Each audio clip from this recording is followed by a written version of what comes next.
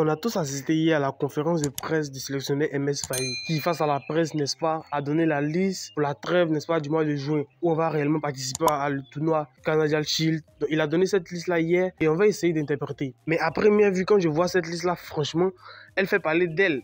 Parce qu'on a pas mal d'absents. D'abord, il y a 23 joueurs qui ont été convoqués au total. Et c'est ces 23 joueurs-là, n'est-ce pas, qui vont participer à ce tournoi-là, qui va se dérouler, n'est-ce pas, je crois, aux États-Unis. Donc, il a dévoilé sa liste. Et franchement, je tiens à vous dire qu'il y a pas mal d'injustices. Mais en tout cas, on va essayer de se comprendre. Lui-même, il a expliqué en conférence de presse ce qui n'a pas marché. D'abord, on commence avec les 3 gardiens. Donc, sans surprise, hein, Yaya Fofana, bien sûr. On sait tous la saison qu'il réalise avec le score d'un joueur où vraiment, il est vraiment titulaire indiscutable dans cet effectif-là. Il sauve son équipe, il est décisif. Et c'est lui-même qui a réellement contribué à une grande participation au fait que Angers soit maintenu en Ligue 1. Donc ça, réellement, il n'y a pas de souci. Et nous tous, on s'attendait à voir Yaya Fofana. Donc il n'y a réellement pas de surprise. Avec lui, il y a Mohamed Koné, Charles Roy, qui, je ne sais pas, était absent lors d'une trêve. Je ne sais plus trop pour quelle trêve, mais il était absent pour cause de blessures. Donc il effectue aussi son retour en sélection. Et il y a le doyen Badra Ali Sangaré de l'Afrique du Sud qui effectue également son retour. Mais lui, il est régulièrement appelé avec les éléphants. Donc il n'y a réellement pas de surprise. Voilà, la majorité de ces 3 gardiens-là, c'est ces 3 gardiens-là qui sont plus utilisés par le sélectionneur MS Faye depuis pas mal de temps. Depuis qu'on a fini la CAN, c'est ces jeux-là qui sont beaucoup appelés par le sélectionneur MS Faye. Donc il n'y a réellement pas de surprise à ce poste-là. Donc au niveau des défenseurs, il a convoqué 8 défenseurs, n'est-ce pas? Il y a Wilfried Senghor de l'Est Monaco, Cédric Ipré du Stade de Reims, Jean-Philippe Gamin, Odilon Kosonou, Ghislain Conan, Clément Akpa, Christopher Perry, Luc Zogbe. Et franchement, je ne sais pas si cette liste, vous voyez, parce que les défenseurs sont trop. Il y a de très grandes absences, vous les savez tous. Il y a Ndika qui n'est pas là, il y a Ousmane Diomandé qui n'est pas là, il y a Emmanuel Agbadou qui n'est pas là. Et je me dis que le fait qu'il ne les a pas appelés a une raison. Je pense que parce qu'on sait tous que ces joueurs-là, Ousmane Diomandé, Evan Ndika, Emmanuel Agbadou, c'est des joueurs qui ont été plus appelés avec le sélectionneur MS Faye. Et c'est des joueurs qui sont titulaires indiscutables en club. On a vu avec Emmanuel Agbadou, lorsqu'il a quitté le stade de Reims, il est tout de suite allé être titulaire à Wolverhampton. Donc ça, franchement, c'est tout à fait normal. Ils sont titulaires indiscutables en club et en sélection aussi. Ndika aussi, vous le savez, qui est le rocher de l'AS Roma, qui joue quasiment tous les matchs de l'AS Roma, un taux de titularisation de 99%. Franchement, les gars, c'est réellement une très bonne chose. Mais en sélection, il est toutefois titulaire aussi. Et on se rappelle tous que cette paire centrale de Agbadou et Ndika a donné réellement satisfaction aux éléphants. Parce que cette paire-là, à un moment donné, a encaissé moins de buts. Je crois 2 buts en combien plus de 7-8 matchs. Mais ça, franchement, ils nous ont réellement donné satisfaction. Et il y a Ousmane Diomandé, qui est le joueur ivoirien qui joue un match 2, qui réellement n'est pas là. Mais je pense qu'il y a une raison. Il y a une raison parce que ce sont des joueurs qui sont titulaires en club. Donc, nous sommes à la fin de la saison, donc pas peur de l'usure. Peut-être ils sont tellement fatigués parce que parmi ces 3 défenseurs qui n'ont pas été appelés, Ndika, Agbadou et Ousmane Diomandé, il y en a 2 qui ont joué une compétition européenne. Il y a Agbadou qui a joué seulement la Ligue 1 et la Première Ligue, qui est quand même un championnat d'assez haute intensité. Et il y a Ndika qui a joué la Ligue Europa. Et il y a Ousmane Diomandé qui a joué la Ligue des Champions où ils étaient titulaires indiscutables dans cet effectif-là. Donc ça leur a fait certainement plus de matchs. Donc pas peur de les préserver pour ne pas qu'ils se blessent parce que c'est la fin de la saison. Le corps est un petit peu relâché, donc pas peur qu'ils se blessent. Donc je pense que c'est pour cela qu'il ne les a pas fait appel. Donc par précaution, il ne leur a pas fait appel. Et ça, franchement, il n'y a rien à dire, c'est tout à fait normal. Maintenant, je ne sais pas si vous remarquez, mais il y a la présence d'un nouveau Luc Zogbe du Stade brestois. Et c'est un garçon qui monte en puissance. Cette saison, il a plus de 10 matchs parce que Brest, cette saison, a joué quand même la Ligue des Champions. Il n'a pas joué la Ligue des Champions. Mais malgré ça, il était dans l'effectif. Mais il est en train de monter un petit peu en puissance.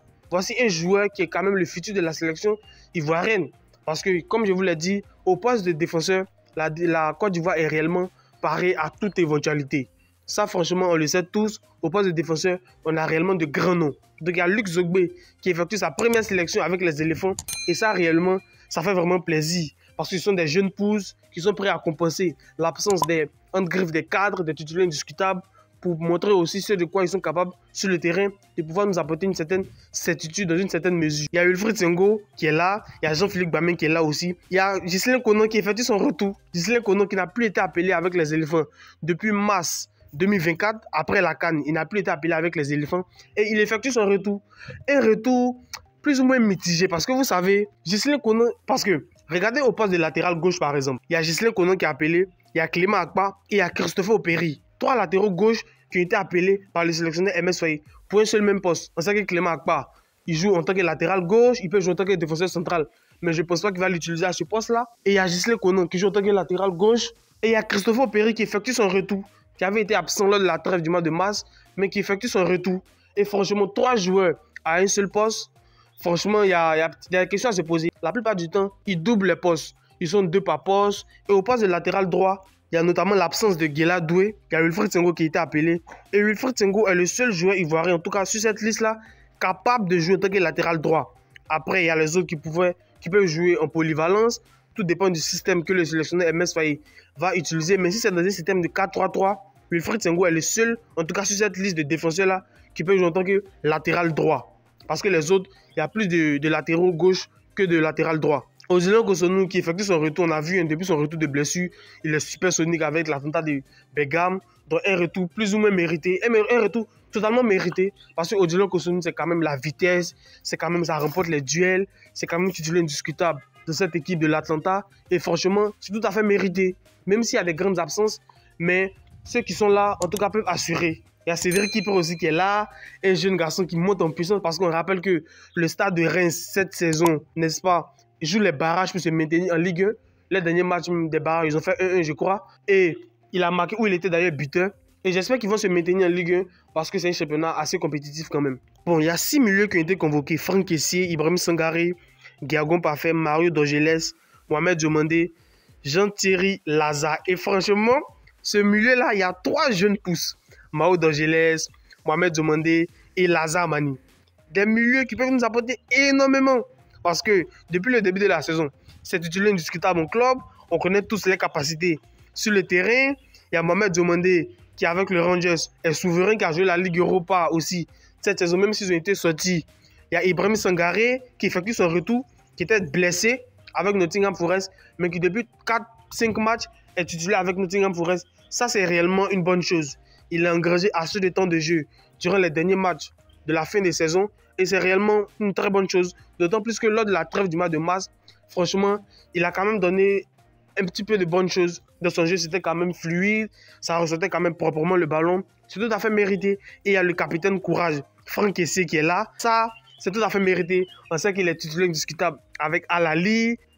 C'est un pionnier de l'effectif de Al-Ali. Al-Ali même qui a été champion d'Asie, qui a même remporté la Ligue des champions asiatiques. Et Franck Kessié a été buteur ce jour-là. Franchement, Franck Kessié, c'est le titulaire indiscutable de cette sélection. Et on ne pouvait pas participer à un tel tournoi qui va se dérouler à l'extérieur sans Franck Kessié dans cet effectif-là. Franchement, le milieu de terrain, moi, j'ai rien à dire. C'est équilibré au milieu de terrain. Et par rapport à la présence de Guiagon Parfait qui a effectué sa première sélection avec les éléphants, regardez ce que le sélectionneur MS Faye a dit. On cherchait un vrai numéro 10, un meneur de jeu capable d'organiser, de marquer et de faire marquer. Parfait, malgré son petit gabarit, pose énormément de problèmes tactiques à l'adversaire. Et ça, c'est ce que le sélectionneur MS Faye a dit en conférence de presse. Et franchement, Guiagon Parfait, ça me fait plaisir qu'il soit de retour. Parce que je l'avais tellement réclamé, vous le savez. Parce qu'il démontrait pas mal de choses avec le Charleroi, mais qu'il n'avait pas eu cette chance-là avec les éléphants. Il a été appelé, mais j'espère que lui aussi va pouvoir capitaliser. Parce que lorsqu'on t'appelle, il faut devoir montrer sur le terrain ce dont on te connaît, ce dont tu es capable. Et j'espère qu'il va s'inscrire dans cette lignée-là. Concernant les attaquants, il y a Simon Adingra, Evan Guessant, Sébastien Haller, Amad Diallo, Jérémy Boga et Nicolas Pepe. Et lorsque je vois la liste, par exemple, des attaquants, je suis heureux pour 2 joueurs principaux. Il y a Amad Diallo qui effectue son retour et il y a Nicolas Pepe qui, depuis pas mal de temps, il brille avec Villarreal et qui est même qualifié en Ligue des Champions. Et franchement, j'espère que ce duo-là va donner des étincelles. La concurrence au poste de l'aile droit sera réellement féroce parce qu'il y a Amad Diallo qui est titulaire indiscutable avec Manchester United. Il y a Nicolas Pepe qui, même si s'est blessé durant le début de saison, mais qui revient en puissance durant cette fin de saison. Le 7 Toussaint, il est revenu en puissance, il a commencé à marquer des buts décisifs. Le match contre le FC Barcelone, où il s'est vraiment livré une prestation énorme. Donc, à ce poste-là, il y aura réellement une concurrence. Maintenant, au poste de l'aile gauche, il y a Simon Adingra, il y a Jérémy Boga. Jérémy Boga, par contre, même si depuis le début de la saison, il fait un petit peu parler de lui, mais il n'est pas totalement régulier. Et c'est dans le même cadre que Simon Adingra aussi. Simon Adingra, vous savez, durant toute la saison avec Brighton, il n'était réellement pas titulaire. Et je me dis que ce qui a plaidé réellement pour Simon Adingra pour qu'il soit présent sur cette liste-là, c'est que Simon Adingra, on sait qu'il est capable de décanter la situation sur un match. Voici pourquoi Simon Adingra a été appelé selon moi. Et Simon Adingra, on sait qu'il nous a apporté énormément à la CAN. Et on sait qu'il est victime des choix de son coach. On sait que réellement Simon Adingra, il est performant sur le terrain. On sait qu'il est décisif. Donc il ne subit que les choix de son coach. Parce que le peu de fois où il rentrait en jeu, le peu de fois où réellement son coach lui faisait assez confiance, il a fini homme du match contre Aston Villa. Et il a délivré réellement des prestations assez satisfaisantes. Et il y a Evan Guessant qui personnellement, sur la trêve du mois de mars, m'a pas réellement convaincu. Nous était son but, je l'ai trouvé un petit peu en dedans, mais j'espère que lors de ce tournoi-là, il saura se racheter. Il saura se racheter parce qu'il a été super sonique cette saison avec l'OGC Nice et j'espère qu'il va monter en puissance encore avec les éléphants et continuer à capitaliser cette expérience-là avec l'OGC Nice. Parce que l'OGC Nice va jouer, n'est-ce pas, les barrages de la Ligue des Champions où j'espère qu'ils seront qualifiés et ça va lui permettre de jouer aussi la Ligue des Champions, une compétition assez majeure. Donc j'espère que l'OGC Nice va se qualifier pour ce tournoi-là. Et il y a Sébastien Haller, le Sébastien Haller national. On sait que tous Sébastien Haller, même s'il est blessé, même s'il est en dedans, même s'il a les prestations, en tout cas en dents de scie, Sébastien Haller sur un terrain est un réel danger pour la défense adverse. Et ça, nous le savons tous. Sur une demi-occasion, Sébastien Haller est capable de faire la différence. Et ça, réellement, c'est à mettre à son actif. Et je pense réellement que le sélectionneur MS Faye a bien fait de l'appeler. Même si les récents matchs avec Utrecht, il ne marquait réellement pas. Mais Sébastien Haller, dans l'ensemble, on voit que c'est quand même un attaquant qui peut réellement nous aider. Et comme j'ai dit, en matière de profil, Sébastien Haller est le seul attaquant, en tout cas numéro 9, qui se dégage à son poste chez les éléphants. On le sait tous, Sébastien Haller, c'est la vista. Sébastien Haller, c'est capable de marquer dans des petits espaces. Sébastien Haller n'a pas besoin d'énormément de ballons pour pouvoir faire la différence. Et ça, on l'a vu lors de cette trêve du mois de mars sur son but contre la Gambie. Et on rappelle que sur cette trêve du mois de mars qui s'est terminée là, Sébastien Haller en 2 matchs, un but et une passe décisive. Il a donné la passe décisive pour le but de Evan Guessant, son premier but. Et lui-même, il a marqué d'un coup de tête sur une belle passe de Simon Adingra lors du match contre la Gambie à domicile. Enfin bref. Et en attaque, il y a Ouma Diakité. Ouma Diakité, c'est la première fois depuis la CAN. C'est la première fois que Ouma Diakité n'est plus appelé en sélection de Côte d'Ivoire. Il a toujours participé à la trêve du mois de mars, juin, toutes les trêves avec les éléphants. Il a toujours été présent. Même si lors de cette trêve du mois de mars, en tout cas, beaucoup le critiquaient, beaucoup ont critiqué sa venue avec les éléphants. Mais il est venu quand même. Mais durant cette trêve du mois de juin, il ne sera pas là. Il ne sera pas là. Et franchement, moi, je pense qu'il n'y a rien à dire parce que ses prestations au club, il n'est plus réellement titulaire. Il ne fait plus réellement partie des plans de son coach. Et ça, franchement, je ne veux pas trop... C'est tout à fait normal que le sélectionneur MS Faye l'ait mis de côté. Parce qu'à un moment donné, il faut privilégier ceux qui sont titulaires au club, ceux qui sont performants au club. Et c'est ce que le sélectionneur MS Faye a fait. Et moi, je suis d'avis avec lui. Parce qu'actuellement, Reims même va jouer les barrages pour se maintenir en Ligue 1. Et même le match qu'ils ont joué, où ils ont fait d'ailleurs nul, un but partout, Ouma Diakité est rentré en coup de jeu. Il a joué pratiquement 6 minutes. Même si en tout cas, il y avait de la volonté, il y avait du mouvement. En tout cas, il essayait d'apporter son volume de jeu, tout ce qu'on lui connaît. Mais franchement, c'est réellement pas suffisant. On ne sait pas si Reims va se maintenir en Ligue 1. Ils vont jouer le match retour, on ne sait pas trop. Mais j'espère que Reims va se maintenir en Ligue 1. Et j'espère aussi que Ouma Diakité, au vu de toutes les critiques qu'il a subies durant ces derniers mois avec les éléphants, j'espère qu'il va pouvoir élever son niveau de jeu. Il y a également Traoré Béni qui est absent de cette liste-là. Donc enfin, je ne sais pas, parce que le sélectionneur MS Faye discute avec ses joueurs, je ne sais pas ce qu'ils se disent en interne, donc certainement il a des raisons pour ne pas que Traoré Béni soit là.